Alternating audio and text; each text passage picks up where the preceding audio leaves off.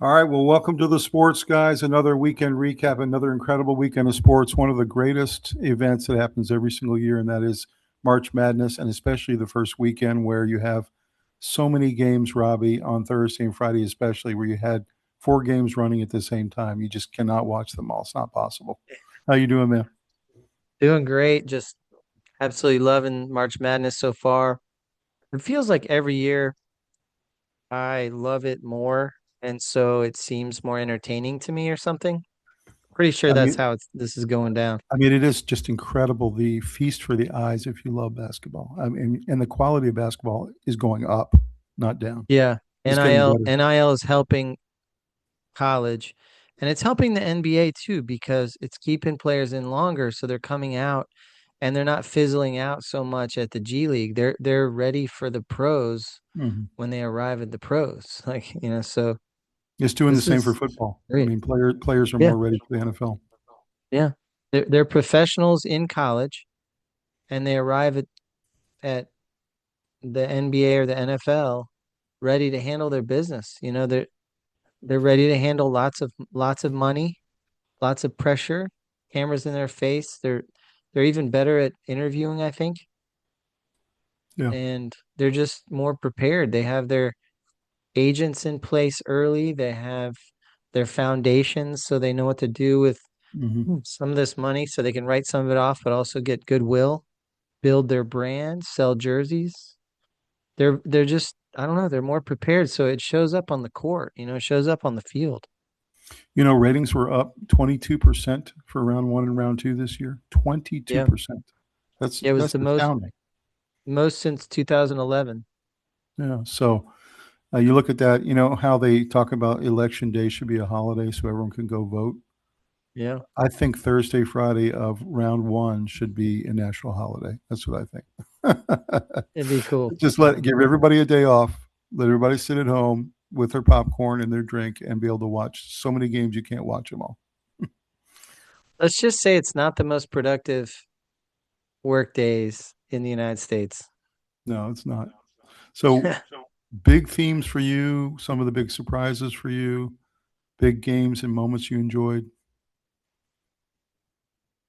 A lot of them. It's pretty cool seeing the blowouts in terms of watching the good teams really demonstrate that. You know, when Houston's pounding Idaho, that's what should happen, right? So, Hmm. um, Michigan beat Howard pretty soundly. It's just, I don't know. Florida I like, beat Florida beat Prairie View by 50 points. I mean, yeah, yeah. There were beatings, and that's I don't know. cool. I And don't know if then that's good uh, basketball though. I mean, it's fun to watch them it's score not a lot of great. points. Yeah. It's not great, but it's cool to see these kids get their dream of being in the Hmm. tournament. So, you don't feel sorry for Prairie View or you're happy for them. They had a really cool experience. Um, Hmm. and then the non-blowouts, there were plenty of last second shots, last second Hmm. plays determining the game. And then there were some upsets. So it's been a really well-rounded tournament, very Hmm. exciting. You never know which one of those three it's going to be, an upset, a blowout, or a Hmm. last second. And so Hmm. you're getting into the last couple minutes, and if it's close, you know what kind of game it is. It's going to be one E- of those And last even on the second. last second, you don't know if they're going to make it or not make it. In a couple of Yeah, cases, they yeah, they didn't might make it. miss In it, a they couple might of make cases, they it. made it. Yeah.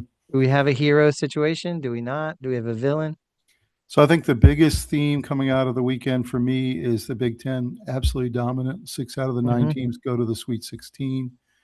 And I knew they were good, but I didn't think they were this good. I also didn't think the ACC was this poor.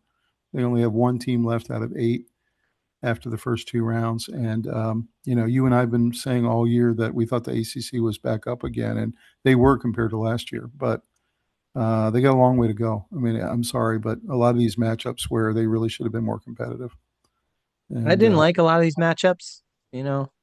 I didn't think that some of our teams were set up for success. I didn't mm, love Miami's matchup. I didn't love Clemson's matchup.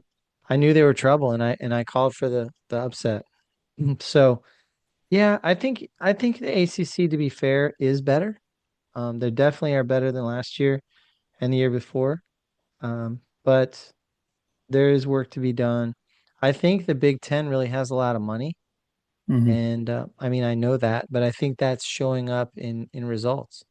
And they also play a brand of basketball that's very physical and they can go inside out. That's the key here Yeah, is that a lot of the ACC teams, including Virginia, our team, when they get into these matchups with teams that can guard the paint and not let anybody into the paint, yeah, they get into huge trouble. And they Big do. Ten teams are built to be able to go inside. They just are.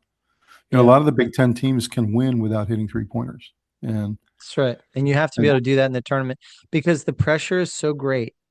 You're not going to feel anything that simulates the pressure level throughout the year. You can't play in the Maui Classic where you just had lays around your neck and you were, sitting on the beach 2 days ago. You're not Mhm. feeling the sick feeling, the pressure of lose and go home. And then you play some 16 seed who's shooting the lights out and you start panicking a little bit. At Mhm. halftime, you go in there and you're all looking at each other like, it's if you are reliant on the three, I'm just telling you, this tournament is not going to be kind to you. And then a close second on disappointment would be the SEC. I mean, you had Georgia get blown out by 30 points. I Terrible. didn't see that coming. They're a very good team. Florida Um, losing. you had Florida losing the second round to Iowa, which, you know, a lot of people had them all the way to the Final Four. In my case, all the way to the final game. I had them playing Arizona in the final. And you just had some other disappointments. They have 4 out of 10 going to the Sweet 16. So I'd say, other than the ACC, the SEC is struggling in this tournament as well. Hmm. Now, Yeah. Arkansas and Alabama have looked very good. I mean, they're the two You know what I SEC will teams. say though? The ACC might have lost a bunch of times, and I don't like moral victories, but they haven't been blown out by anybody. True. They've been competitive, and that matters. That matters because in a competitive game, if you play that a bunch of times, you have a random sample. You have just as much chance of winning as losing. So I just think that it didn't go their way so far, but I don't think there's a big gap between all the conferences. I don't believe that. Did I like Clemson's matchup? No, that's why I didn't pick them. But that doesn't mean that if we had reseeded them and put them in a different slot, that they couldn't have gone a couple rounds. Hmm. Um, True. you know, And Miami, the same. I mean, Miami won their first game, but then ended up losing. Louisville won their first game and ended up losing. yeah, So, you know, we didn't have total wipeout. But one thing I mentioned last year was incredibly chalky, the chalkiest tournament we had in a long time, with all the favorites winning, all four number ones going to the Final Four. This year, we weren't sure what it was going to be. And I agree with you. There are the three buckets. There are some upsets, not very many, just a couple. little handful. There are also some very close games. Most of them were 9 versus 8, 10 versus 7, Mhm. 11 versus 6. 11-6. Yeah. Those were close games. But for the most part, if you really are honest about it and you look at every single bracket, this is a pretty chalky tournament. I mean, most of the Yeah. favorites won Yeah. either comfortably or, you know, within 10 to 8 points, something like The that. majority of the top seeds won big. Okay. But there are teams that squeak through. Um, I don't know what you'd classify Gonzaga beating Kennesaw State by 9. That's an exception.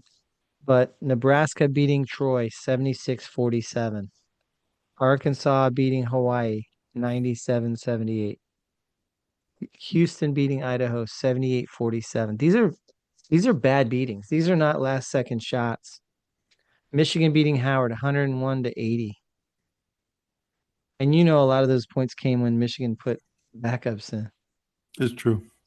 But Duke beat Siena by 6. So it's.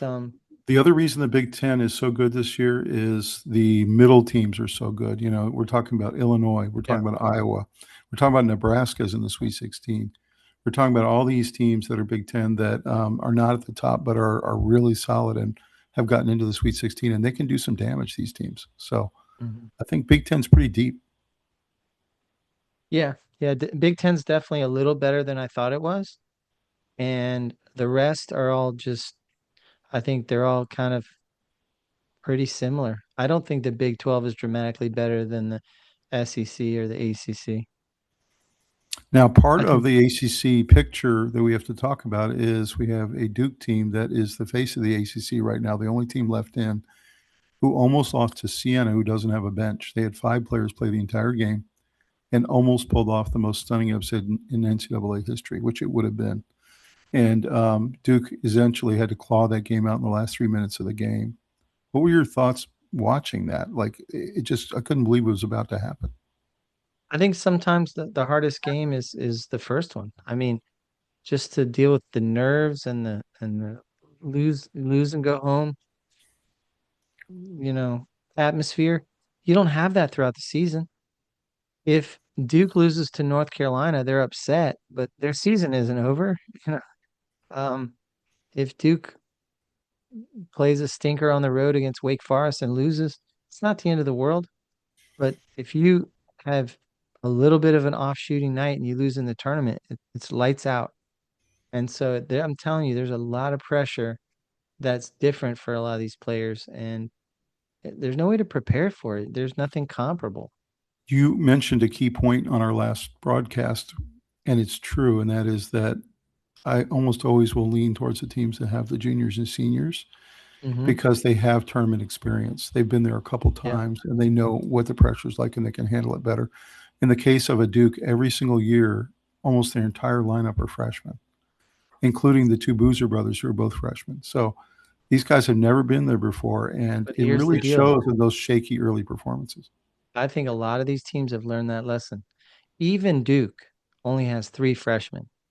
Mm-hmm. So Duke has learned that you can't roll out a Fab Five type freshman lineup and go win the whole thing. You can't. Mm-hmm. You need a mixture of veteran leadership, et cetera. And Mm-hmm. a lot of those coaches, Coach Cal, Apari, and Patino, and all these guys, they want seniors. Mm-hmm. You know, they want transfers in of adult, uh, grown men who can take coaching and can handle their business and focus and deal with the nerves, you know.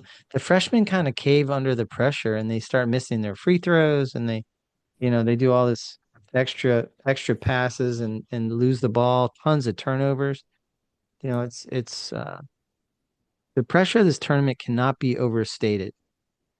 It cannot be overstated.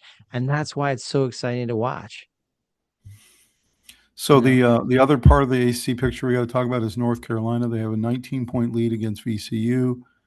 I don't. I still don't understand what happened. I mean, we flipped away from the game because it was so boring. They were blowing them out, and then we kept looking at the scoreboard and it kept getting closer and closer. And it got to like 3 points, and I was like, "This is actually a ball game." We flipped back over to it to watch VCU finish it off, and I don't know what happened there. How in the world does a team like North Carolina lose a 19-point lead in an important game like this in the second half? It was ugly. It was ugly. They were missing free throws, throwing the ball away, taking bad shots. And VCU put the hammer down and got it done. So I think that Carolina was desperately missing Caleb Wilson, and I think that they were kind of just trying to eke out a win and live for another day. And that's a terrible way to win is, just hang on. Mm-hmm. It's a good way to get upset. You can win sometimes that way, but So you had some blue blood programs that went down. Carolina went down. Kansas went down to St. John's. Kentucky loses in kind of an embarrassing fashion. People thought maybe Wisconsin lost to High Point. Wisconsin, Kentucky, Yeah. Kansas. A lot of these blue bloods. Florida, of course, gets upset by Iowa. What's your thought about all these blue blood programs and none of them could get to the Sweet 16? Um, the NIL situation is impacting teams in a different way. You can make a big splash with just a couple of players in basketball. You can't in football. So NIL is important in football, but you can't really turn your team around with one or two players. You can completely turn your basketball team around with one or two players. In fact, that's what BYU was counting on when they had Debonsa and that other guy who was hurt. Um, forgot his name right now, but uh, BYU had the two players that were high NIL guys, and they were hoping that was enough, and it wasn't. I mean, you have to have a bench that does something. You can't rely entirely on five guys and win most of the time. Um, Obviously, was it Sienna did that? Hmm. Uh, but Yeah, they had no substitutions the whole game. It was pretty yeah, incredible. that's They almost crazy. pulled it off. Yeah. That's crazy. I wouldn't do that even if, I mean, there's just not enough timeouts where you guys can rest. Some other great stories. High Point gets it done. I picked that upset. I think you did too. Hmm. Really exciting win there. They were the 12 seed. And then, of course, the VCU upset. There were a couple of upsets like that, which made it a really exciting first weekend. But Yeah. for the most part, most of the teams that were heavy underdogs lost pretty And badly. St. Louis blasted Georgia. Yeah, I know. Made That was no sense. wild. Made no sense at With all. Kareem Abdul-Jabbar. Cream. Kareem Abdul-Jabbar. Yeah, it's funny. So yeah, Mm. those were the big trends I saw. I saw a lot of great basketball being played. I saw especially the competitive close games, lots of lead changes, lots of coaching matchups, substituting in and out. There were some really good kind of chess games being played between some really great coaches. I was looking at the list of coaches in this tournament, and I'm not sure we've ever seen a set of talent in terms of coaches in the tournament at the same time. There's a lot of great coaches right now. It's pretty great. Yeah, Yeah. it's exciting. Mark Few goes down in Gonzaga. That was kind of surprising to me. I had them going to the Sweet 16. Yeah. So a lot of stories coming out, and it was really, really exciting. I can't wait for this weekend. We get to the Sweet 16. We get to see some really great basketball. I think if you're going to summarize it, I think NIL hasn't helped or hurt in particular. It has helped some programs and hurt others. And I think it's just random. I think a lot has to do with how much money's been allocated and how it breaks down by sport and all that other stuff. But Well, some teams are that's clearly part of it. better because of NIL, and some teams are clearly worse because of NIL. That's part of it. But this is the first time in college where we've started to measure teams by not just talent and if they disappoint or meet their expectations, but now we're looking at their NIL budgets. So the Yeah. reason Kentucky is so disappointed right now is they have the number one NIL budget this year. And so you think that if you spend that much money and you're number one in spending on a roster, you think you're going to go further than the 32. And Yeah. I know that's why their fans are very upset. It's been 20 years since Kentucky's really made damage in the tournament, and Yeah, they're disappointed. it has nothing to do with money. They've got lots of money. Now, they're spending money like crazy, and they're just Yeah, not but it's getting like the baseball. You know, results. the Mets spend tons of money every year and they always lose. The Yankees spend tons of money and they're always relevant. So, there's a lot of factors. It's not just money, but it is a major one. It's a major factor. So Mark Pope is there in Kentucky, and I got to wonder how much rope they're going to give him. It'll be interesting to see how many more years they give him there until Yeah. he actually hits the Final Four or something, because that's what they're expecting. I mean, these are Kentucky fans. Yeah. So, well, man, let's go look at the bracket that we looked Look at at it. last week. This is my bracket that you and Cole broke down, and we're going to go take a look at, see where it is right now. All right, let's do a shout out to our sponsor for tonight and long-term sponsor, Jersey Mike's. They wanted to come on board with us for the March Madness run. We're really glad to have them. I love Jersey Mike's. I love their fresh sandwiches. Their staff is so pleasant. You see Jersey Mike's locations all over the country. Matter of fact, we were in Oak Island this weekend. We saw Jersey Mike's on the island. What do you think of Jersey Mike's, Robbie? Well, I love Jersey Mike's, that's for sure. It is my go-to when I'm not making the boys lunch, when I feel like getting something that's really good, affordable, and quick. Great service awaits. And to be honest, our family has kind of a variety of things they like, and it's got Mhm. all the choices. So amazing. They do an amazing job. They really do of quality at a good price and good service. And that's really hard to find all three of those together in one spot anymore. It's You true. usually It's have to true. give up something. And I love hot subs. I'm not really a cold sub person, but most of their subs are cold, and I love them. They just are so fresh. The ingredients are so good. You can get it hot if you want to, but basically the selection there is just fantastic. As you know, I love the number 13, the original Italian. You love the number 17, the steak and cheese, Yep. and you just can't go wrong when you go to Jersey Mike's. Yeah, I got a couple of particular eaters in our family, and they don't like absolutely everything. And so it's definitely cool when they're excited about something that I'm also excited about, and I know that I'm gonna get something good, and I know they're gonna love their lunch. So, but we get it for dinner too. But usually most weekends we're getting Jersey Mike's after the boys' games, and it's just a fun tradition. We love it, and they're so great. It's really cool that we get to partner with them.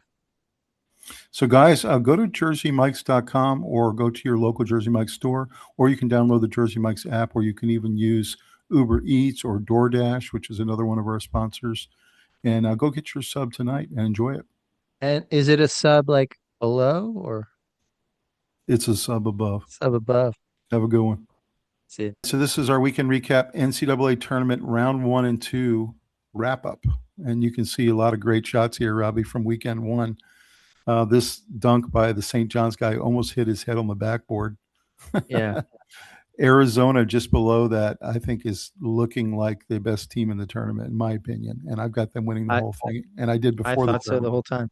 Yeah, I think they're fantastic. You have the VCU Rams with the big upset against Carolina. You have High Point with that really exciting upset. I thought Yeah, that was an amazing, and I think they're a really good team. And I think, unfortunately, they just got a bad draw in round two, or they might have yeah, gone a little further. You have Cam Boozer, who found a way to squeak one out in round one and then played really well in round two, and they won comfortably in that game to go to the Sweet 16. You have Acuff with Arkansas. What a fantastic player he is. yeah, He's been yeah. rising up the NBA draft boards. A lot of people are comparing him to Russell Westbrook in terms of speed and athleticism, but Yeah, he that's a can big actually compliment. shoot. He can shoot, Yeah, whereas Russell unlike Westbrook cannot shoot. So right. if he's Russell Westbrook with a jump shot, he's going to be a fantastic pro. And he sucks up 2/3 of their NIL budget. So Miami of Ohio, Yeah, great story. They win in the first four game, come through, and then they win another game to get the chance to play the Volunteers, and then of course go down. But still a great story for that school that got into the tournament. Uh, just below that, the unbelievable last second shot 3-pointer by Iowa to beat Florida, which was probably the most surprising upset of the weekend. A lot of people had that's Florida, amazing. like you said, going all the way or very close. And then picture there of a couple of the big guys for Tennessee. And of course, we UVA fans, we saw how big and physical this lineup is for Tennessee. Man, they were tough. Yeah, they were tough. Any thoughts about seeing some of these memories from the weekend? Just great basketball, super exciting. The way they packaged it was amazing. And these games, for the most part, delivered. I They mean, did. even in the games that were blowouts, it was on display how good some of these teams were. And it just felt like I can't wait to see them play each other, you know? Mm-hmm. Yeah, it's true. Mm. It's like more basketball is on its way, guys. Believe me. There's a lot of good teams this year, and now you're getting down to the 16. And so these games Yeah. coming up are going to be really fantastic. If you're a basketball fan, you're going to really enjoy it. And there's no team that's squeaked in there and doesn't really belong. Like which Right. team does not look like it belongs? All of them belong. Like they're not just blue bloods, but they're good teams from the entire season's body of work. You can see that they didn't just get lucky on a given night against a blue blood, but they belong there. So this is gonna be a E- really good finale. Even University of Texas is a good team. I mean, they had Yeah, to barely get in. They squeaked in the last four they're in, and much better than I thought they were. they had to play NC State in the playing game. They won that game, and then they, of course, got all the way to the Sweet 16. And a lot of people are saying, "How's that possible?" Well, look at what they pay for NIL. They're fourth in the country in NIL. So they put a Yep. lot of money into their basketball program. So it Yep. shouldn't be that surprising. They've got a good team. And they had a Well, nice draw with BYU. I mean, DeBonsa just didn't have enough help. so NC here's the State kind of backed in. So here's the storylines from the tournament so far. So it's been defined by the stunning Sweet 16 run of an unranked Texas team. We just talked about that under Sean Miller. The first round elimination of defending champion Florida by Iowa. Major upsets by double digit seeds High Point and VCU. Meanwhile, Iowa State continued its dominance despite injuries, and top talents Duke's Cameron Boozer are living up to the hype. And overall, the Big Ten as the conference as the clear winner in this year's tournament. So those are some of the storylines coming out. Yeah, I think First one, those are pretty good summaries of what's been going on. the first big one here: Iowa stuns the basketball world by knocking off number one seed Florida. What was your take on that game? I mean, I felt like they deserved to win. I felt like they outplayed Florida the entire game. Obviously, Florida made it a close game because they're good. But what was your overall Yeah, I take? mean, I had a lot of thoughts on that game. It was first of all, first year coach Ben McCollum is quite a coach. Uh, it's the Florida's first, I'm sorry, Iowa's first Sweet 16 since 1999. So it's not expected. This is an upset. And Florida's the first number one seed in the tournament to go down. That's refreshing to that we're not looking at as much chalk as last year. I personally think Florida pressed a little too much and got burned a bunch of times, and made it really easy for them. And none of it, I mean, you can see that on display on that final shot where Mm-hmm. he shouldn't have been that wide open. And they were pressing all over the floor Yeah, a and you lot know of the what? game. And I picked Clemson over Iowa, and you and Cole both picked Iowa over Clemson. And one of the Yeah. reasons you guys said was that Iowa was unbelievably defensively. And Yes. I witnessed that in this game. I could not believe Yeah. they did the same thing to Florida that Tennessee did to Virginia. They Yeah. essentially fenced off the entire lane, and Florida could not get to the hoop. And they turned Florida into a jump shooting team, just like Tennessee turned Virginia into a jump shooting team. They just couldn't get to the rim. And Florida loves that. They're very dominant inside, and they like to get lots of easy layups and putbacks and stick backs and things off the window. And Couple of stats they that couldn't jumped do that out to against me. Iowa, you know? Right. I felt like Florida's bench was very disappointing. I didn't Mhm. feel like they really showed up, and it really came down to two NIL stars that are, really taken care of well. Condon and Hauk. Mhm. Pretty much there was not much else on this team. Xavier and Lee Mhm. actually had a decent game, but I think they had too much pressure on their two stars. Mhm. But there was no bench for Florida really, and that hurt them. But a couple of stats jumped out. Points off of turnovers. Iowa won that 11-8, 11 points versus 8 points. It wasn't significant, huge differences in this game, but it was small, but clear differences that gave Mhm. this tiny advantage that ended up being the difference. I mean, Points in the it was a paint, 32 fantastic to game. 30. Let's be clear, it was a fantastic game. It's just it felt like Iowa had a little bit of an edge, like you said. Yeah. Florida is going to win points in the paint most of the time because of those big Mhm. guys. And no, points in the paint went to Iowa 32 to 30. And Mhm. percent of the lead, Iowa was winning 66% of the game. So Mhm. that's kind of domination, you know. And Um, do you know and Florida has never lost the rebounding battle the entire season in any game this year? yeah, And in this game, Iowa out rebounded them on the offensive boards.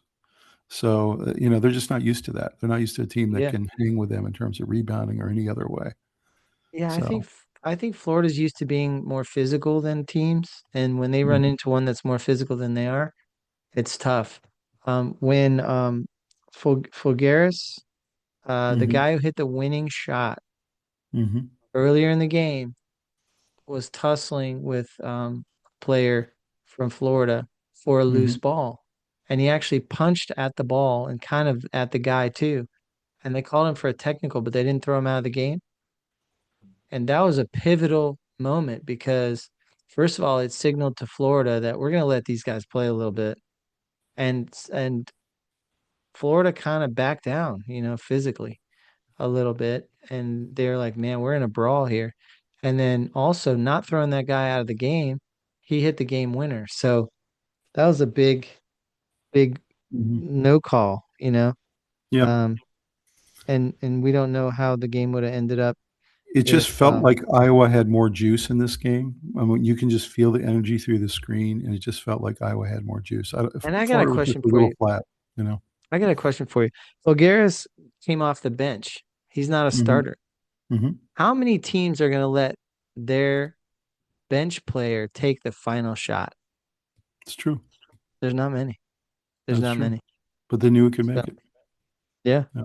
they knew he could make it. I still He was think that wide this open. game came down to a great game plan by Iowa. They physicaled it up. They Yeah. mucked it up. They got Florida out of their game. They wouldn't Yep. let Florida get in the lane at all. They basically closed off the lane, just like That's right. Tennessee did to Virginia. And Florida wasn't ready for it. They just couldn't hang with this physical style.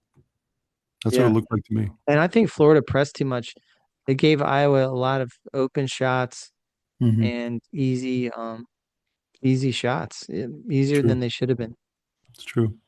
So next headline was Nebraska's historic run. They had never won an NCAA game before, and now they've won two. They won round one and round two, two really great games. So really happy for the Cornhuskers. This is their first time they've really ever had a true run in the tournament, getting all the way to the Sweet 16, one of the 6 Big Ten teams to make it. So what's your take on Nebraska? I mean, I think they're really good. They crushed Troy, and I think that they're definitely one of those teams that, you don't really want to play. They beat Vanderbilt. Hmm. That's a big win.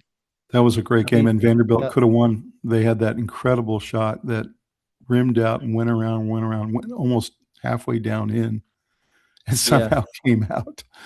yeah, That would have been obviously on Sports Center forever if that one had gone in.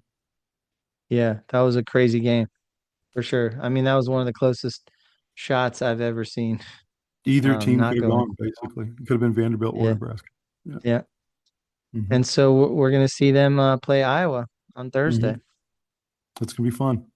Yeah, By the way, they played twice during the regular season and they split. yep. Nebraska won at their house and Iowa won at their house. So this will be the rubber match between these two. This will settle it. Yep, that's right. The next one was Texas's surprising surge, despite going 1-5 at the end of the season and playing pretty badly. They almost didn't make the tournament. They felt a lot like NC State in the ACC.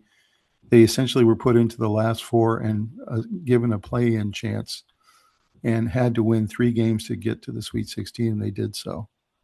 They had really great performances by Dalen Swain and Mateus Fokatitis.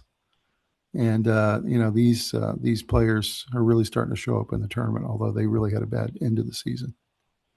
So, Hmm. thoughts about Texas? Are you as surprised as some people are, or is it just their talent starting to show up now? I think their talent's starting to show up. Things are coming together for them. They've had a little bit of a fortunate run too. Um, Yeah, I yeah, think they got a good draw. I mean, they really yeah. did. I mean, I think Purdue's going to dispatch them probably hmm, I on do too. Thursday as well.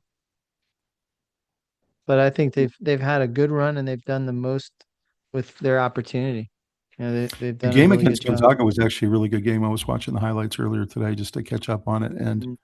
that was a really great game. That could have gone either way. And the fact that they were able to hold on to that game against a really good Gonzaga squad Yeah, was pretty impressive. I think this is the end of the road for them.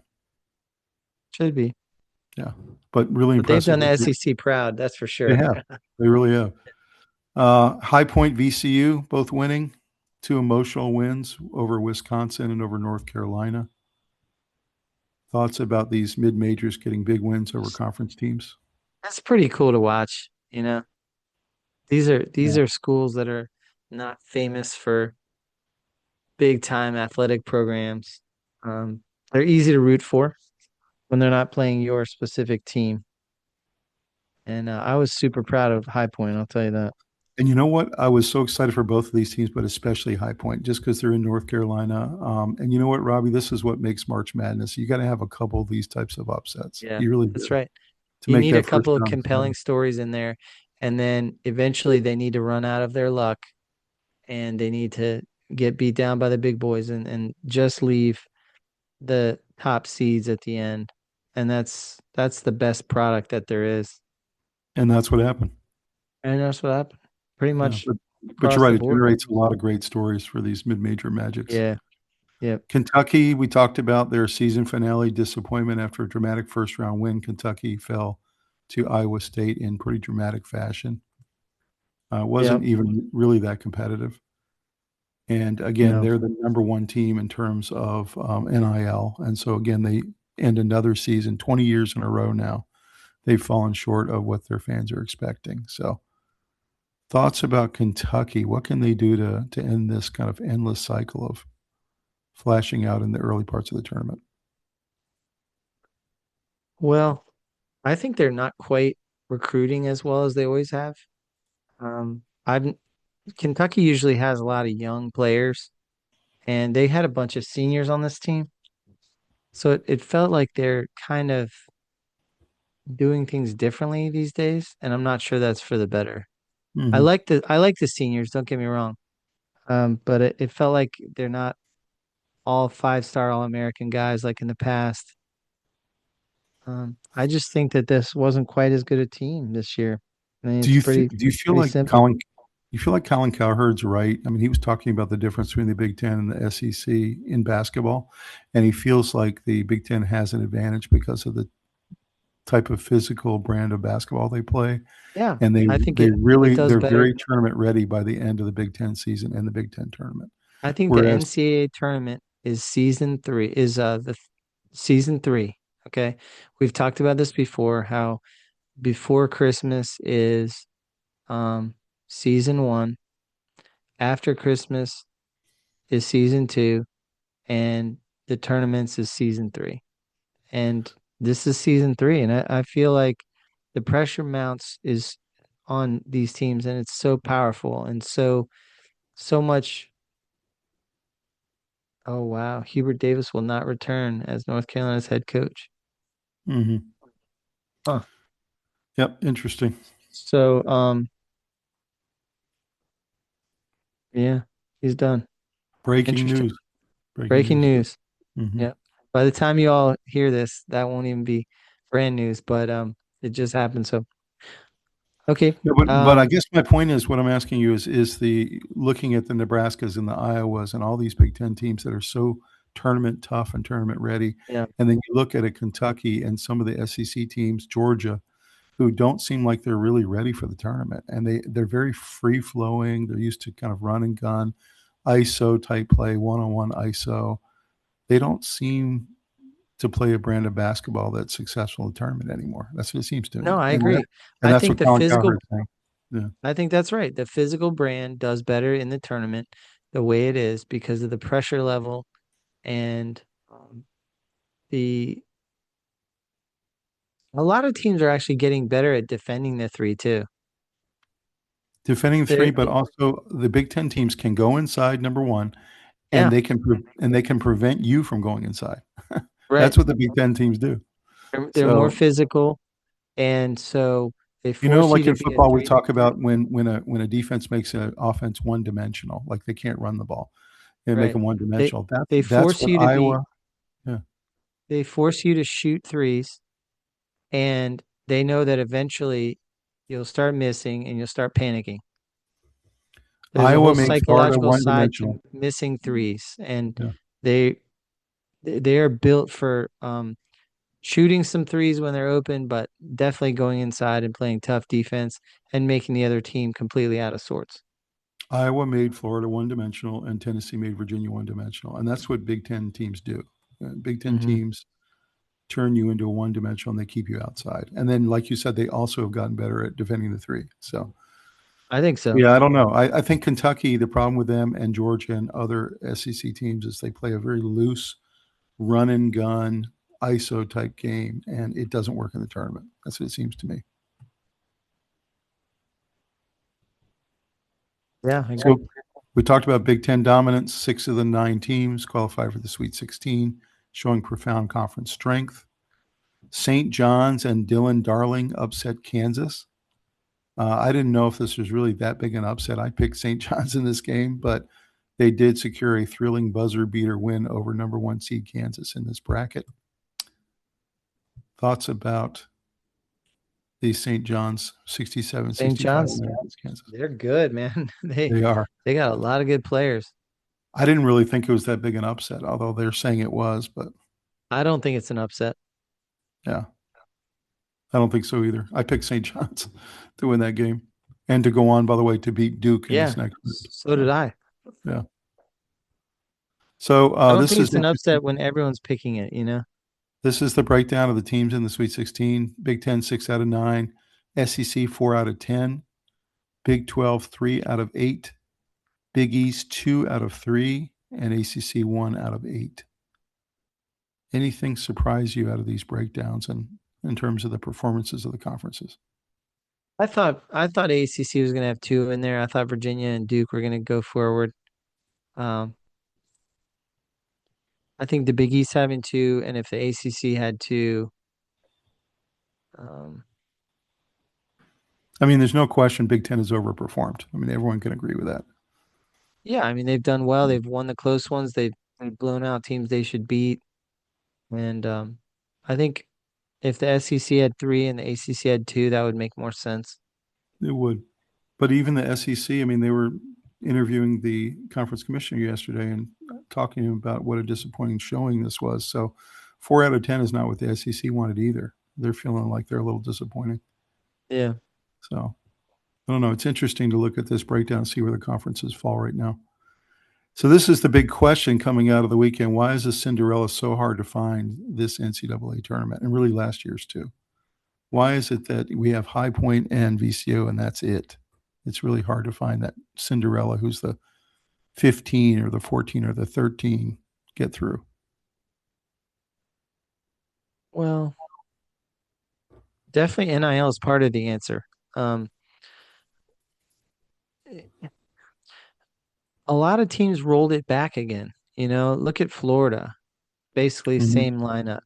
A lot of these teams have seniors and really tried to take most of the same team back again and get good results again. So there were less unknown commodities. And then some of the lesser teams found some NIL money and got a couple good players, and that's all you need.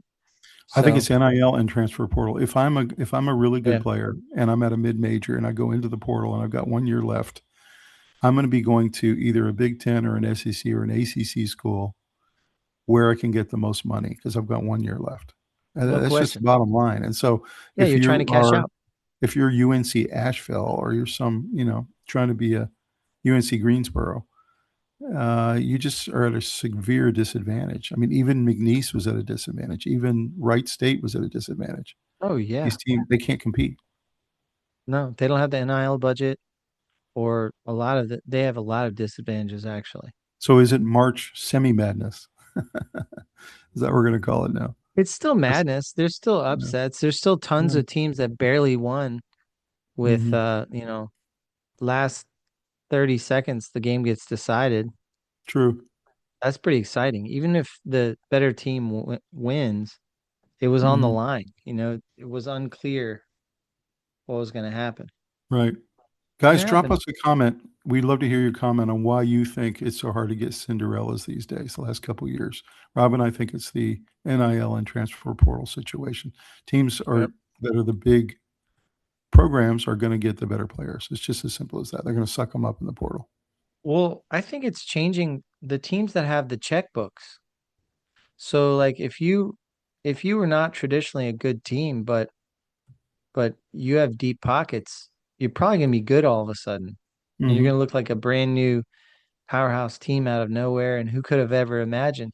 But go look at these athletic programs and see who's got the money. Almost nobody going forward has small budgets. It's true. Let's go look at the bracket after 2 rounds. This is the East and the West.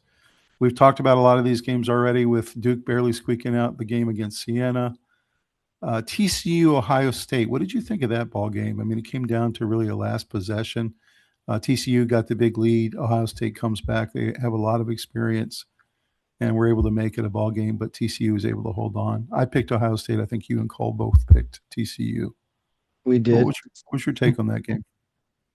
I mean, it was a very exciting game. That was pretty early on, and that kind of gave us a little sense of what this tournament was going to be all about. Hmm. One of the better games we had over the weekend for sure, Yeah, it was. and really felt like that situation where the first team to 60 is going to win. That it was almost like an old school NCAA game with lots of good defense and turnovers and really tough plays, diving on the floor for 50-50 balls. One of those types of classic games. Hmm. So TCU goes through on that one. You can see in my bracket that I had Ohio State. St. John's blows out Northern Iowa, even bigger than I thought they would. But I really like St. John's, and as you can see, I've got them going pretty far in the tournament. Yeah. Kansas actually surprisingly let California Baptist back in the game. I thought that was really surprising. They had a huge lead, 21-point lead, and Cal Baptist just kind of hit a couple of shots at the end to try to make it closer. But Hmm. uh, I wasn't sure about that, if Kansas just didn't put their foot on their neck or what it was. But in the next game, of course, we saw St. John's and Kansas be maybe one of the top 4 games of the entire weekend. What a Yeah, it was a fantastic good game one. that was. Yeah. It was a real good one. Felt like 2 big boys that could go really far in the tournament. Again, I picked St. John's there, so I was good. Did you have St. John's going up against Michigan State? Yes. Okay. So we've got Yep. Duke, St. John's, we've got um, St. John's, and Michigan State is who I had next. Going down to the bottom of this bracket, Louisville knocks off South Florida. I actually picked South Florida in this game. I thought they would upset them. I felt like Louisville was not playing well going into the tournament. They found a way to get it done. McNeely hit a couple big shots late, and Louisville did get this one done. What were your thoughts about that ball game? I think Louisville's been a little vulnerable all year, and I'm not surprised they lost. I picked Michigan State to defeat them. I feel like Louisville was one of those relying on 3 teams that you knew wasn't going to go far in the tournament, because when that runs out, you have to be athletic and beat teams the traditional way of Mm-hmm. slashing the basket, dunking, layups, mid-range jump shots, short jump shots, and getting to the line and getting the other team in foul trouble. You have to win a whole bunch of other ways if your three isn't going. And you have to be You know smart what's enough to know it's not going and to call it off. The South coaches that Florida say we're going to shoot our way out of this drive me is true. nuts. I thought Louisville played pretty darn well in that game. And also, I Yeah, will they say did. They actually South played better Florida, than I thought. South Florida missed 10 free throws. I mean, they just must be kicking themselves. Yeah, that's right. They missed a lot of free throws in that game. So next game, Michigan State, no contest there against North Dakota State. It was over about 10 minutes into the game. Took care of business there, and then they go on to beat Louisville in round 2 in a pretty darn good game. I was kind of proud of Louisville in the fight they put up, Yeah, they 77-69 definitely did. there. But you could tell just watching that game that Michigan State was just a tad bit better, Mm-hmm. and one of Better those team. teams that can go a lot further. UCLA wins their first round matchup. I thought that was a really great game. I actually have 2 brackets. I had UCLA one of the brackets, and I had UCF in the other. I thought that was going to be a really close game, and it was. UCLA ends up prevailing with that one. And then they end up going on to play Connecticut and losing to Connecticut and Dan Hurley. Any surprises out of these lower bracket games? Not really. I think people are forgetting about Connecticut. I think that they're a major player here. They may not be the runaway favorite anymore, but they certainly can throw their hat in the ring and get back there. Um, I'll tell you that I like, Connecticut game though, Furman played them really tough, and I called it. yeah, I said watch Furman every year they get in the tournament, and every year they play somebody really tough. And they hung in that game until about 4 minutes left, and there were some nervous Connecticut fans in that game because Furman can really play. yeah, But yeah, Connecticut got to give Dan Hurley some props because he took a team that was really wounded at the end of the year and again has them in the Sweet 16. And so he's got them right yeah. in the position he wants them to be. So That's right. And he said that he feels like they're able to go on a run now. Mhm. So we'll Yeah, see. he's a really great And coach. they uh they had Bill Murray there cheering Yeah, because his son is an assistant coach on UConn. yeah, that's great. Yeah. That's So really great. yeah, he was So, handling. is there any better basketball program with the Yukon men and the Yukon women? Hard to say. Boy, they could play some basketball up there in Connecticut. Yeah. Yeah, So when the let's men do are our good. predictions on the round of 16 games. Do our predictions, Robbie. Who you got in Duke St. John's? I think Duke. You've got Duke to take that one. I've got St. John's to pull the upset. I think this is the end of Duke's road. It's gonna be a great game. It will be a great game. Yeah, I won't be surprised if either team wins. Michigan State, Connecticut. Who do you have in that one? I am going with Connecticut. Connecticut. I got Michigan State. I got them going to the Final Four.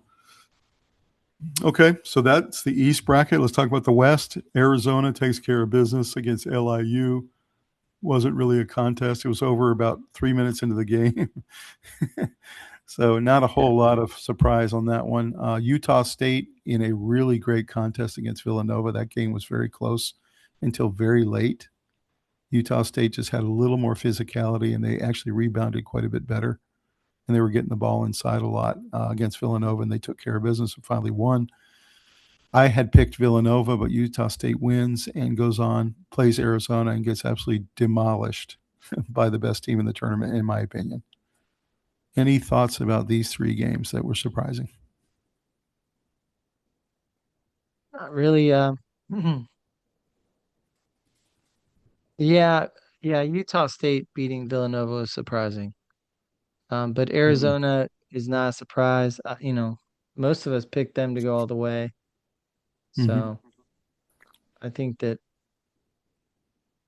Utah State, that was a surprise, actually, You know now that I what? Utah remember that. State was incredibly aggressive in that game. They kept going to the rack and going to the rack and doing layups and getting fouled and getting 3-point plays. And they really had a good game plan. And then they went away from that against Arizona and they became a 3-point jump shooting team. And I felt like they just played right into Arizona's hands.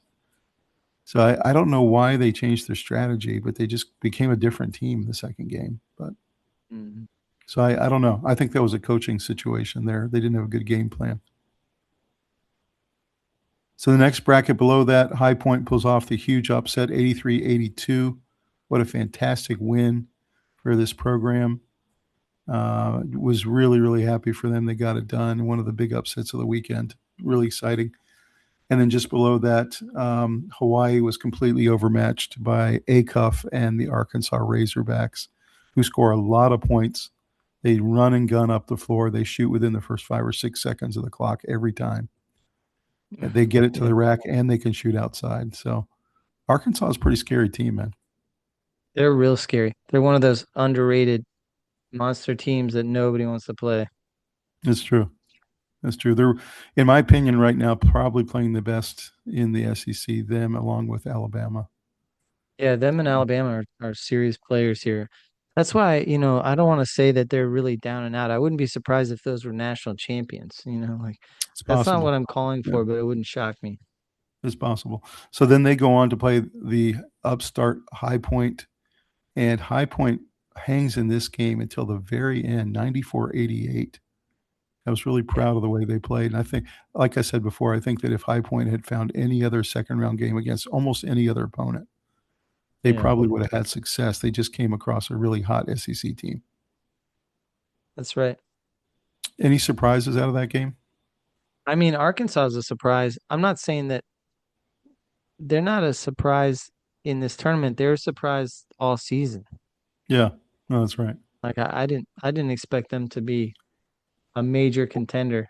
Right now, they've got Acuff going number 4 in the NBA draft. And like we said before, his comp is Russell Westbrook, except he can hit the jump shot. So he's going to be a really heck of a pro. Yeah. So the bracket below that, you got Texas wins the BYU game. I called that. I think you had BYU. but Yeah, I did.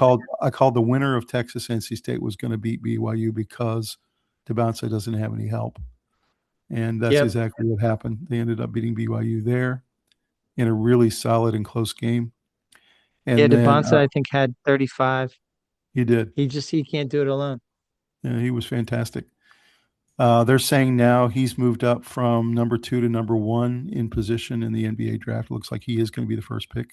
He So should. you He were right should be. about him. He's fantastic. He just He, didn't have any help. And then he's the most Gonzaga. exciting player I've seen since Zion.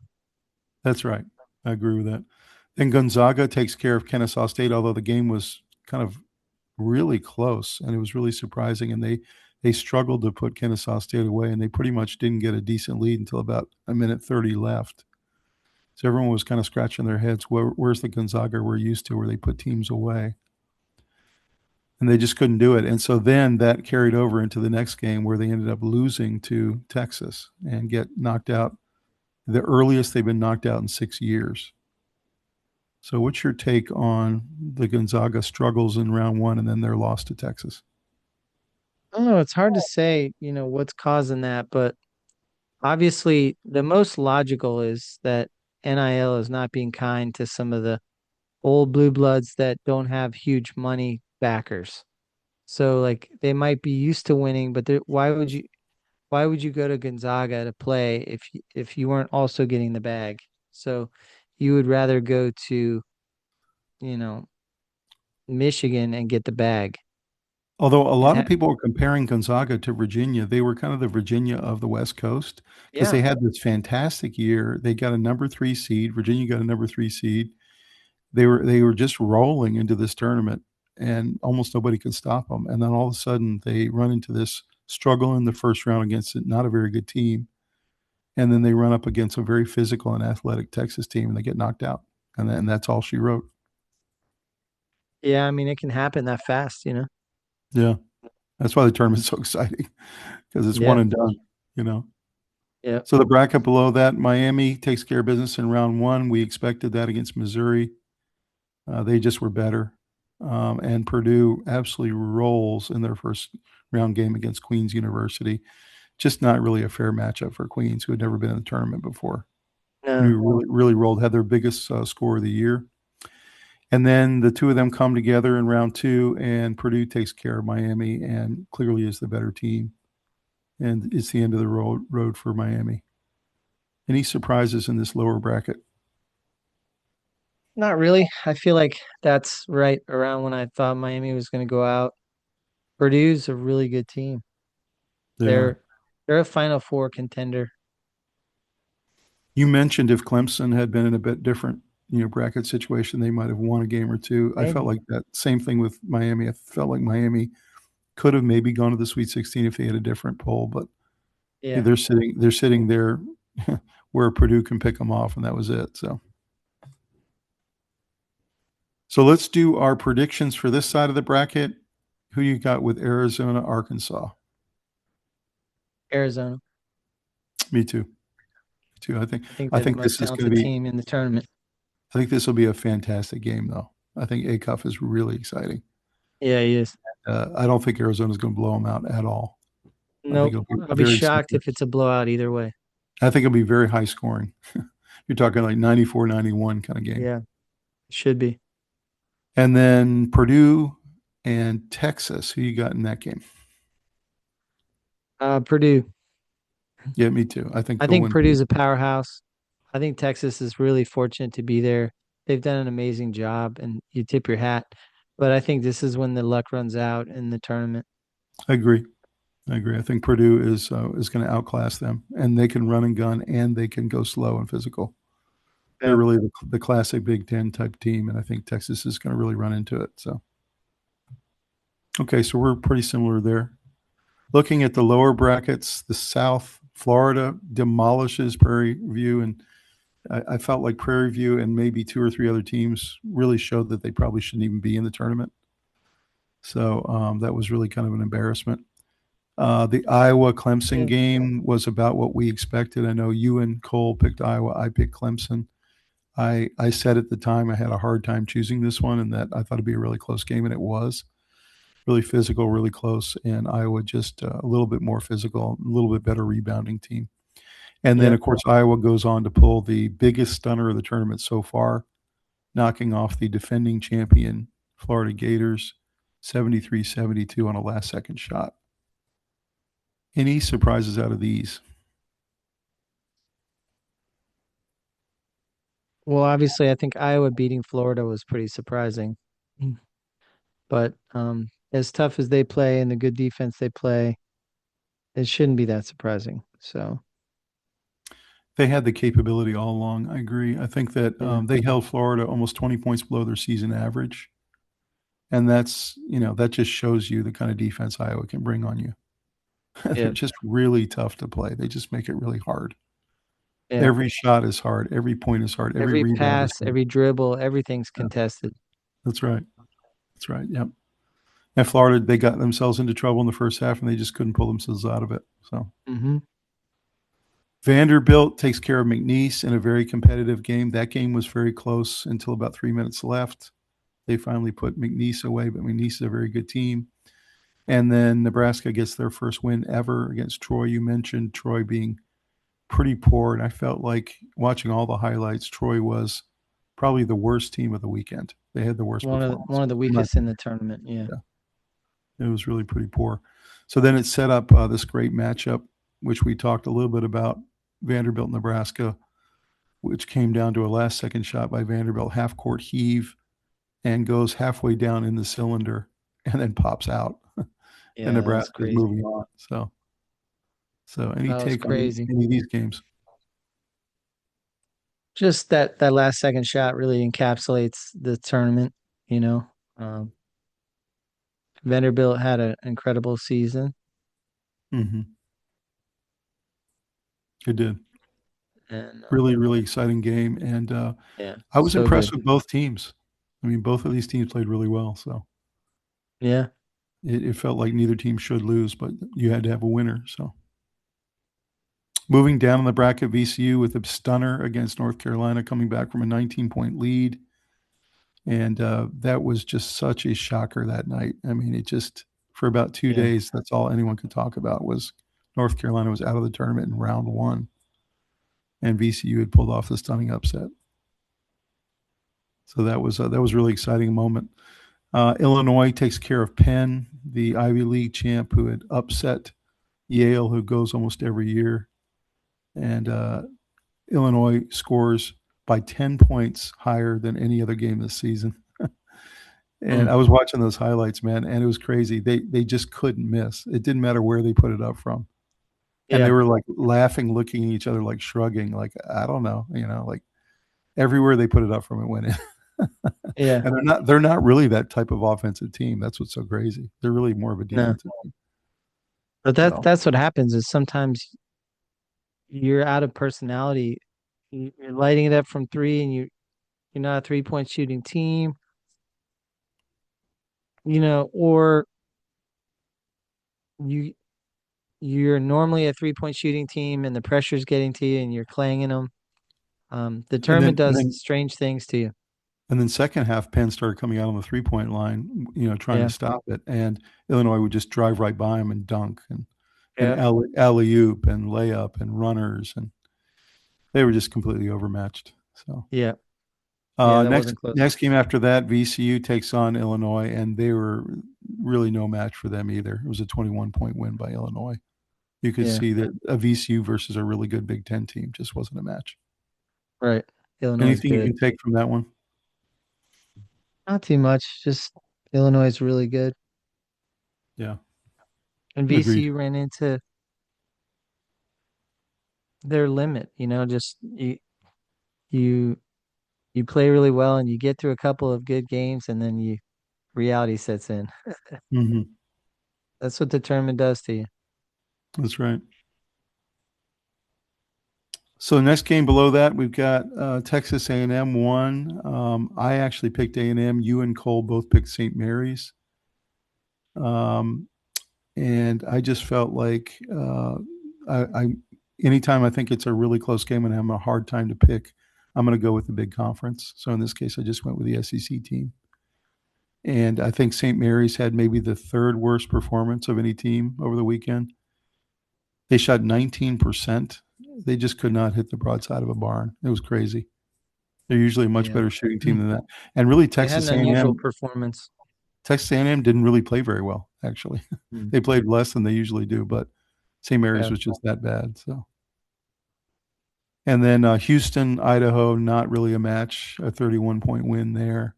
So that set up this game between Houston and A&M, and it was embarrassing, man. I mean, Houston's just that good. They just demolished A&M. Yeah, Any they're well surprise there for coached. you? They're strong defense. They're just an incredible team. Yeah, yeah, that was interesting to watch. So In then my they go bracket, I on. have Houston going to the finals. So Yeah, I know you do. Let's make our predictions here in the round of 16. We got Iowa, Nebraska, the third time they play this year. Who you got in that game? Iowa. I have Iowa as well. I think they're playing that well. I think Nebraska has kind of skated through a little bit here, not taking anything away from their 2 victories, but I don't think they can stand up to Iowa. So I've got Iowa winning that one. Yeah. Next game is Illinois, Houston. Houston. I like Houston, but I think it's going to be very close, and I think this is the first time Houston gets tested. I think Illinois is actually Probably. very, very physical, has a lot of good They're athletes, very good. Yeah.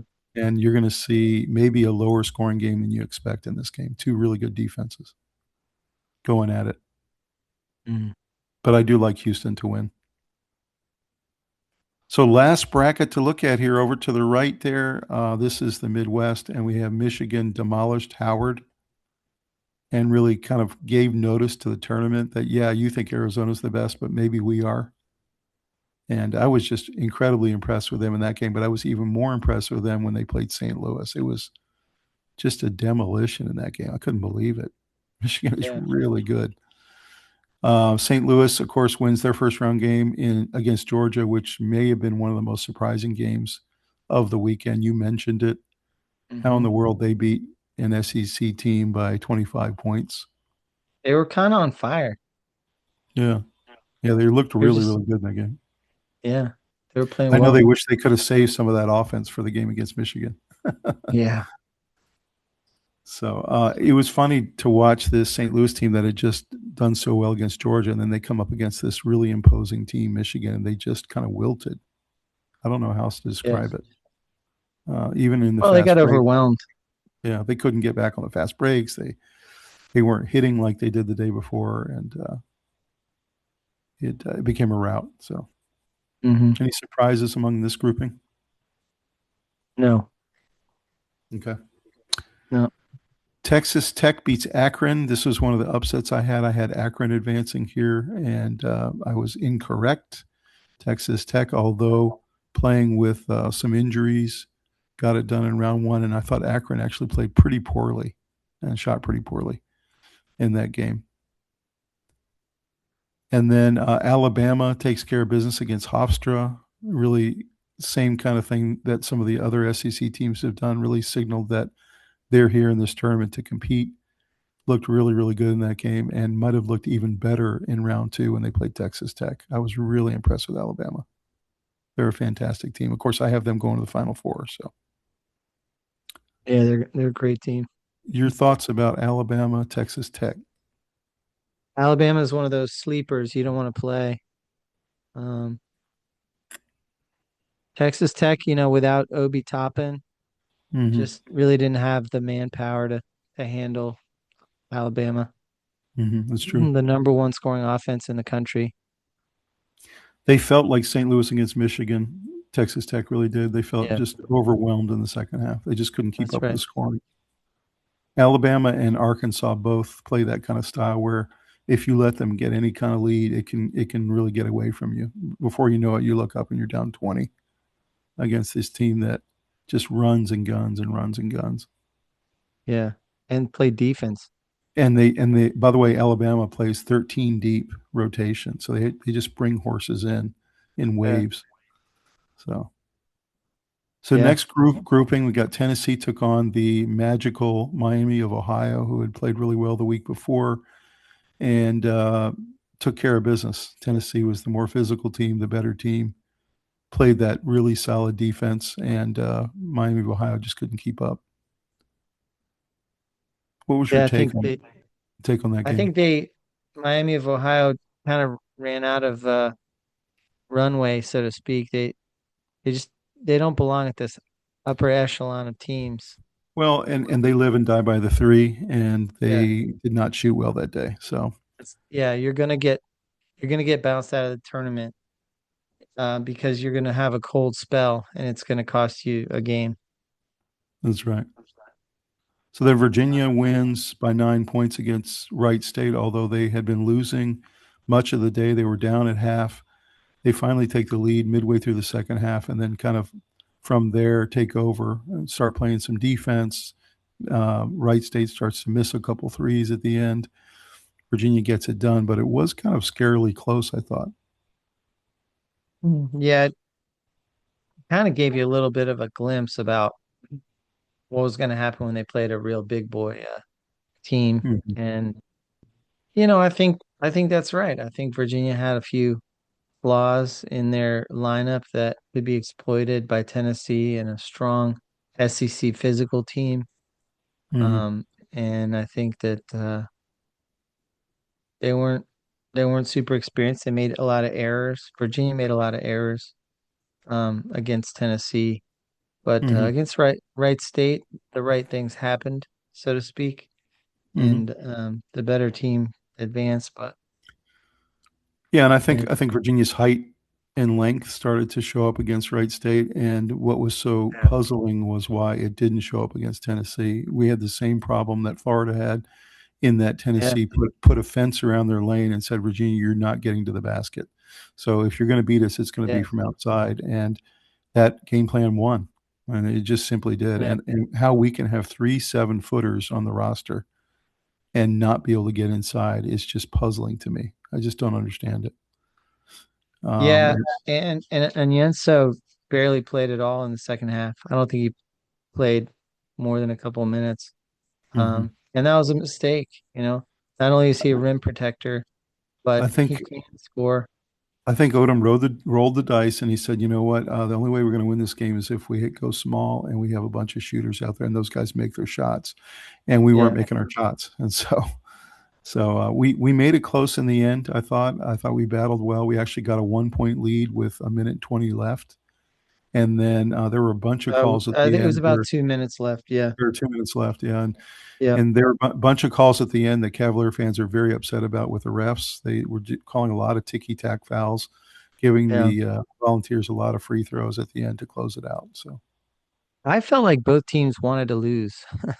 Uh, both teams were self-destructing, throwing the ball away, mhm, missing missing free throws, doing all kinds of things to sabotage the victory for your team. And you know, the stats kind of bear out that Tennessee should win. Field goal percentage is 47 to 39%. So that's advantage Tennessee. Free mhm, throws was huge. 19 of 25 was Tennessee and 6 for 11 for Virginia. So 25 shots, free throws versus 11. mhm. Yeah. That's two and a half times as many. I mean, And I don't usually like to complain about the refs, but I did in this one. I just felt very one-sided in the calls and lots of ticky-tack stuff that they usually let go in the playoffs. And yeah, I just don't like the refs to be deciding games like that in the last 2 minutes. I just don't think that's the way it should go. So in this case, I understand why the Cavalier fans feel that way. I really do. I bet you, though, Robbie, if you sat the Cavalier coach staff down right now and asked them to reconstruct a new game plan to play Tennessee again, it would be very different. I really believe that. I think I so think too. Well, this I'm was a not sure, bad game but plan I hope situation. so. Yeah. Yeah, we made a lot of mistakes. Not playing on Yenso, uh, having Dylan Hall throw the ball in a critical time where we were down by two, I believe it was, Not just inside of once, a minute. several times. He did it several Yeah. times. Yeah, Yeah. we had little guys throwing the ball in. That's the coaching error. Um, I I feel like the coaching wasn't great on Mhm. that particular day, Mhm. and that's that's it. That's It's why we true. lost by 7 or whatever. It was a missed opportunity. I mean, just was not our Yeah, best performance of the year. We can play much better than that. If we play Tennessee 10 times, we win at least 5. And it's just one of those days, you know? yeah, I think so. Yeah. So the bottom of that bracket, Kentucky beats Santa Clara in a really entertaining game, goes to overtime. Really, really one of the more fun games of the weekend, a 7 versus a 10. We thought it would be a tough game, and it was. Kentucky prevails. And then Iowa State, complete domination, scores 108 points, and this is a defensive team. So a lot of these blowouts were, you know, ones versus 16s, two versus 15s. They just weren't contests, you know, just really weren't, shouldn't be on the same floor together. And Right. then in the next matchup, Iowa State takes care of Kentucky. We talked about that, and Kentucky fans come away disappointed again. And Iowa Mhm. State announces that they're for real and they're really trying to make some noise in this tournament.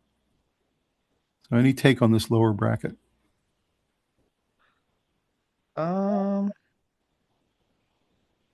yeah, Kentucky losing to Iowa State. Kentucky had a lot of turnovers. Mm-hmm. They They had did. 20 turnovers. They're really sloppy. Yeah. This is what I talked to you about the SEC style of play versus the Big Ten style of play. Yeah. It's just different. It's not as solid for a tournament. So, Points in the paint, Tommy. Kentucky 20 and Iowa State 34. 14 more points than them in the paint. hmm yeah, So I it's think true. in the big tournament that you're gonna win because you're gonna play more physical and most of the time, It's true.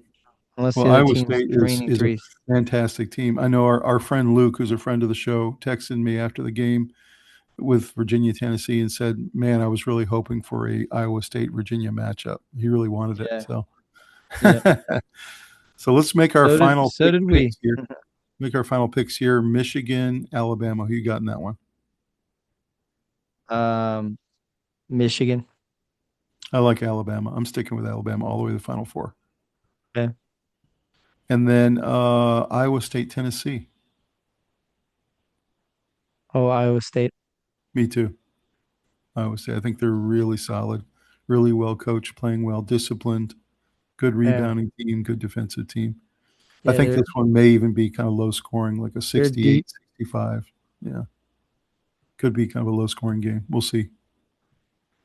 Let's talk about some coaching hot seats. You just heard the big news. Hubert Davis will not be returning to North Carolina. I think that there was some feelings, Robbie, that he's been there 5 years. He was handed a national championship contender by his predecessor, Roy Mhm. Williams. And since then, that 1 year where they went to the final, since then they've missed the tournament twice. And the other 2 times when they made the tournament, they were out in the first round. And that just doesn't work in Chapel Hill. No, it doesn't. What's your take on this? And who do They you think want Final Fours. who Um, do you think they're going to go try to find? I don't know. I think they're gonna get one of the big guys, Mark Few or something like that. I'm not sure, but I know that they didn't make this move unless they already knew who was going to replace him. Hmm Uh, I mean, I get it. You need to win, and 5 years is enough to see a good trend line. Well, and the fact that their recruiting class this upcoming year isn't even in the top 5 in the ACC, Yeah, and they're not so going to so bounce right Carolina back. fans, they're looking at a future where it could get worse, Yeah. and they just need to change of direction right now. Yep. So yeah, I when they lost to VCU in the first round, I thought to myself, is he going to be done? And I thought maybe he'll get one more year. But then when I went and looked at the record, I realized that 5 years is a good sample size. Yeah, it is. It just hasn't worked. So Yeah. speaking of another guy on the hot seat, Mark Few, with 0 national championships in his 27 years at Gonzaga, and he's made the Sweet 16 out of those 27 years. This was incredible to me. He's made the Sweet 16 13 out of 27 times. 13 That's times. amazing. and That's doesn't have a amazing. national championship. And so I think a lot of Gonzaga fans with this early exit this year are thinking to themselves, okay, is there a situation where maybe we need to move in a different direction? I think it's crazy. I don't think they can They're replace him. insane. Nobody at Gonzaga they could replace him with would They be would as good as him. immediately become irrelevant. Yeah, I think that's right. But would you be surprised if he moves on? I wouldn't be surprised if he wants to move on. And maybe go to Carolina? But I think he feels like it's unfinished business. So I don't know. You can understand though why the fans are upset. I mean, he's had a lot of chances at this. He's had a lot of Yeah. cracks and hasn't I think it gotten it might be done. an interesting job for him to rebuild North Carolina. I could see it. There are very Yeah. few jobs that would be better than Gonzaga, and I think Carolina might be one of them. Yeah. Come into I the agree. ACC and see what he can do. Yeah.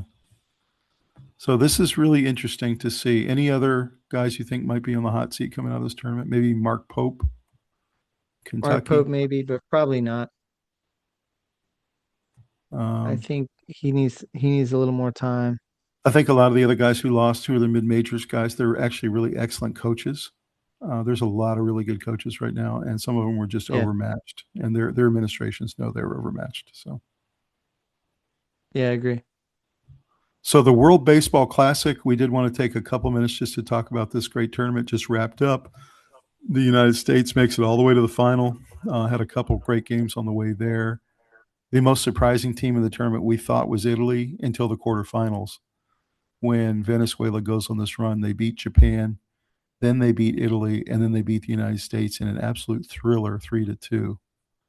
And the whole country of Venezuela is just absolutely celebrating. They haven't had anything to celebrate in a long, long time. You see down below there, the last time they won the World Championships of Baseball, Venezuela, was 1941. Wow. Talking 80 plus years ago, Robbie, they won it. So, what were your overall thoughts generally about the tournament? Did you like the World Baseball Classic format over in 2 weeks? And then, what are your thoughts about Venezuela getting it done? That was a great tournament. Really enjoyed the baseball. It was cool seeing teams like Italy jump up there and Team Canada and some of these teams that you don't really think of as baseball powerhouses were in there and very competitive. Yeah, they had, American players on their teams who they had to prove some kind of, allegiance to the country, whether your mom was Mhm. Swedish or whatever. Uh, but yeah, it was a great tournament. I think there was a tremendous amount of star power.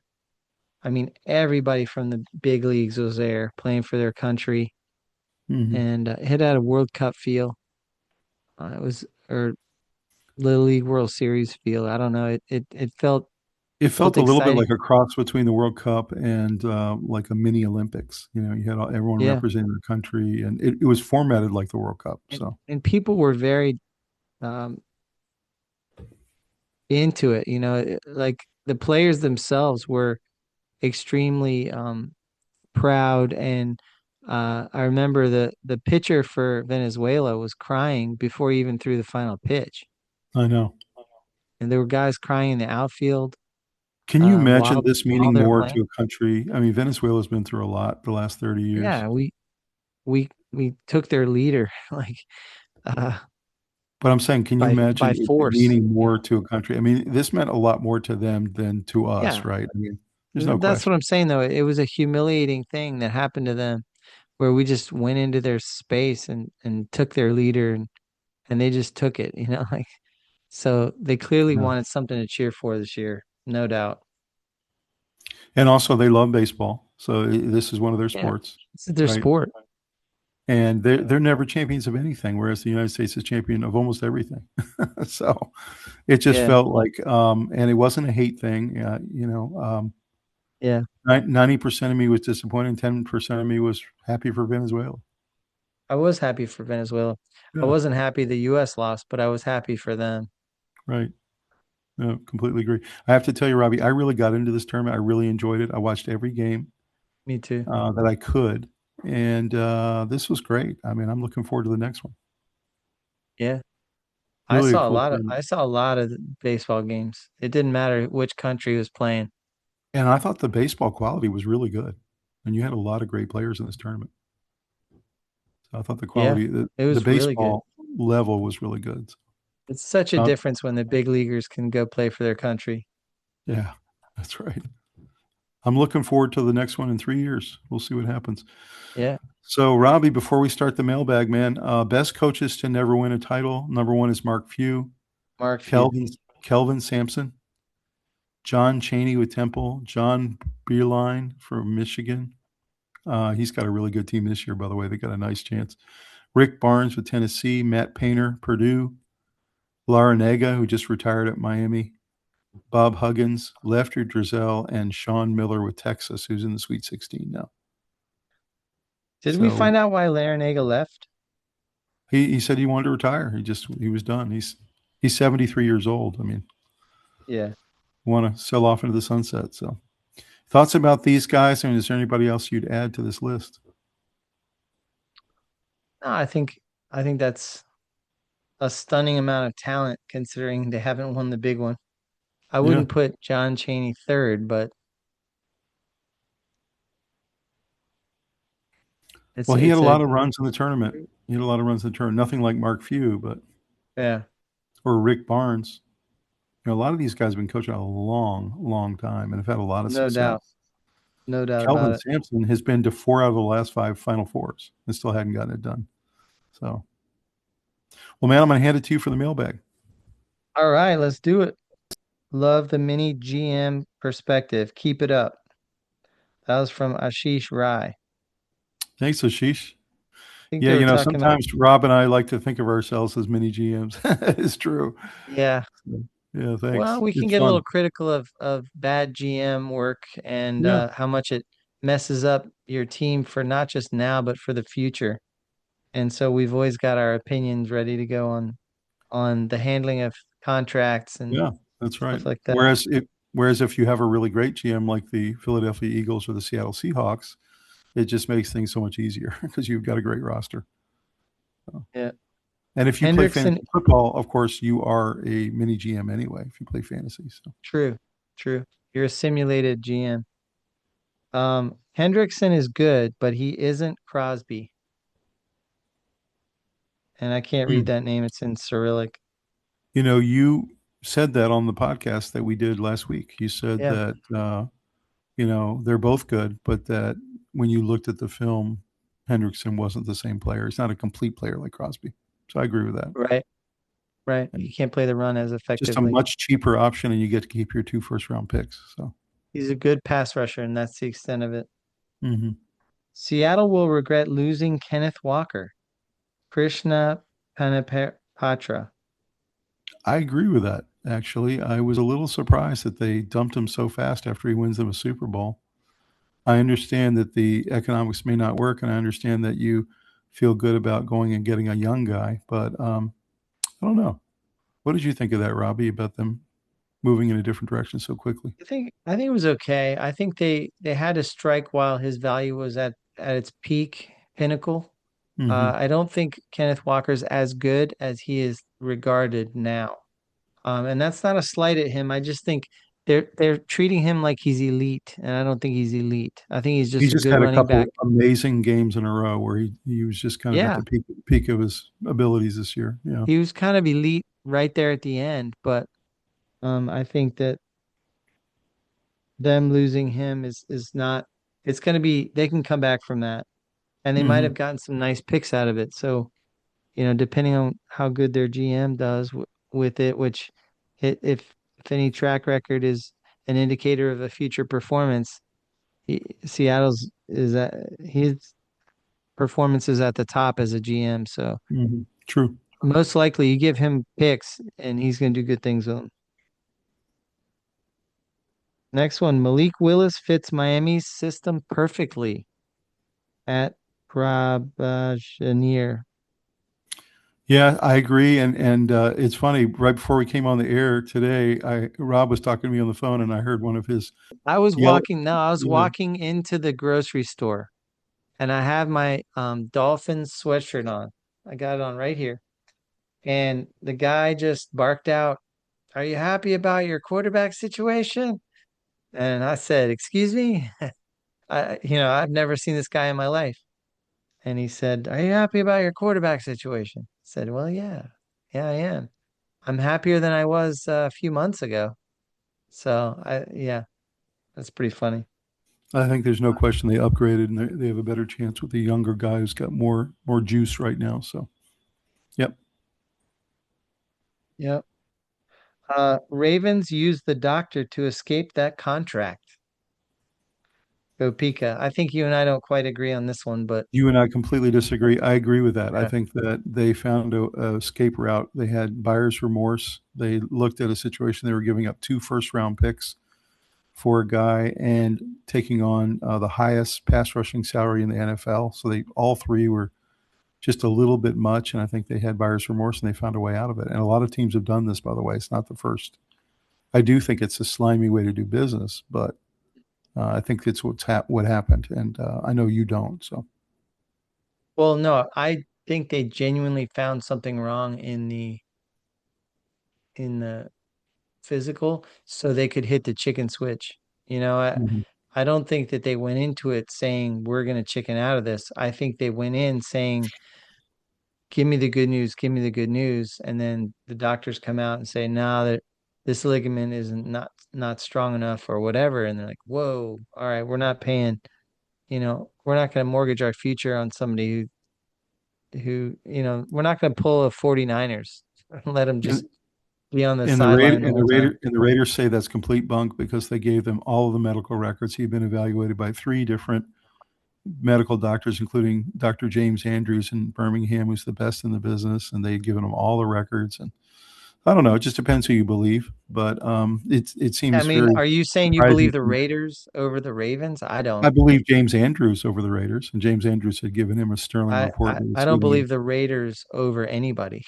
Like, Yeah. Well, yeah, I you don't know, know. I don't know. Bottom line is that it doesn't make any sense that they would have made the deal in the first place if they didn't think he was good. So yeah. Well, anyway, um, that 49ers substation injury theory is wild. At Technical View. I the floated fact that I floated they that caught that conspiracy out detail. there. Yeah, yeah. What was I mean, the it's general out gist there. I of? don't know. Yeah, What's that? the general gist of that is that they had had a bunch of injuries, with McCaffrey and others, and that maybe some of that had to do with this substation that's near the Yeah. stadium. Is that the? Yeah. Yeah, so there's a substation right beside the stadium, and I believe they've proven that the electrical currents are weakening the ligaments of the Hmm. players. And so if you have prolonged exposure, your ligaments are more prone to have injury. And I don't know that you can argue against it. I mean, it's pretty obvious. The Niners are having way more than their share.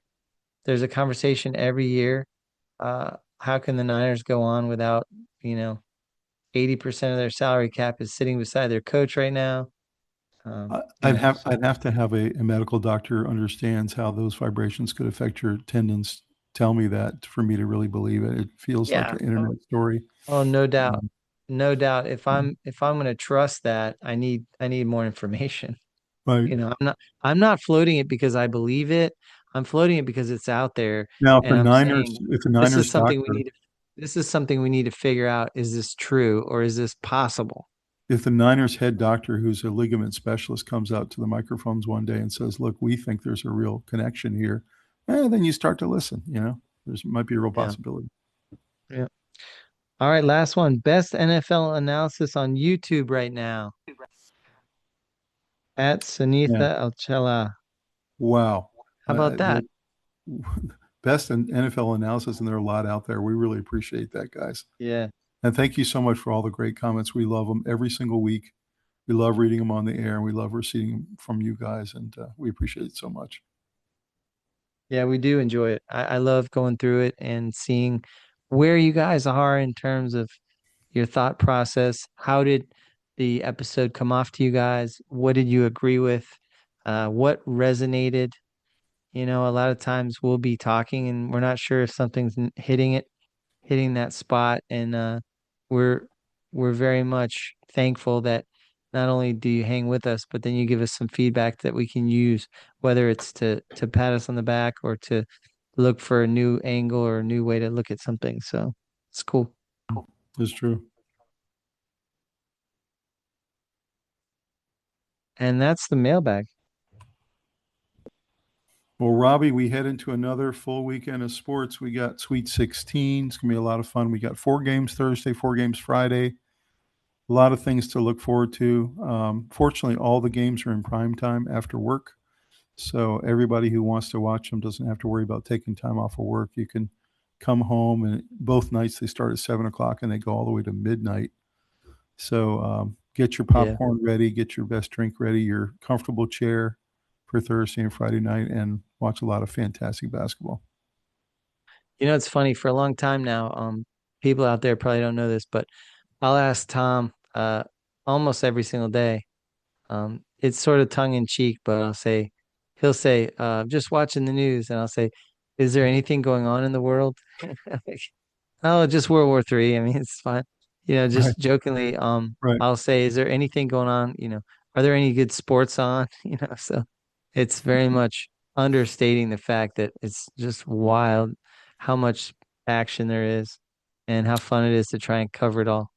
Well, in our previous show, we were talking a lot about how you and I are pretty close, but we're a little different on I'd like to see a little bit more upsets. You Yep. like to see a little bit more chalk. And what you like to see is maybe one or two in the first round or two, and then First that's two it. rounds. I Yeah. like first 2 round upsets. I do. So I think you got that. And now you're getting essentially going into the Sweet 16, except for Texas, who's an 11, Yeah. basically all chalk. And so I want to at see this point, Michigan and I want to see Arizona in there and I want to see St. John's and Duke play. I want to see the big boys smash into each other. That's what I want to you see. I want to see Calipari against Shire. I want to see this. I don't want to see Siena against Arizona. yeah. I don't want to see that. So you're going to get your wish. This little Sweet 16 tournament of the final 16 teams is going to Yeah. be really quite a watch. I mean, it's going to be Yep. fantastic. And That's gonna be great. I'm really excited about it. I know that to let you guys know on yahoo.com and on cbs.com, if you're playing your brackets there, there is a Sweet 16 bracket. I'm actually going to fill it out tomorrow. Hmm. And that's going to be a lot of fun to see where you get another shot at it. And you basically just pick the Sweet 16, see how you do. Send me that link. I want to jump in that. It's fun. Yeah, just log into Yahoo Fantasy or CBS Fantasy and just fill out your Sweet 16 bracket and tell us how you do. Well, guys, thank you so much for joining this week. We really enjoyed bringing this round 1 and round 2 recap to you. And thank you so much for subscribing, for liking, for commenting, bringing a friend to the podcast. We appreciate it. We want to continue to grow and to continue to bring you guys this great content. Yeah, so great. We're having fun. It's a blast covering these sports, talking to each other like we have always done, and getting feedback and understanding that this is a fluid tournament and so many different sports are still on the way. There's never a shortage. I remember a couple times, Tom, you've talked about, is there going to be enough content and I just say, you got to be kidding. Like, we got to cut this down. I'm afraid we're going to have 4 hour episodes because there's just so much stuff to cover. That's But true. it's a good problem to have. It is. And it's Well, fun. guys, we will see you next time on the Sports Guys. Thanks so much for everything. We'll see you soon. Thanks. Bye Thanks, bye. everybody. See you.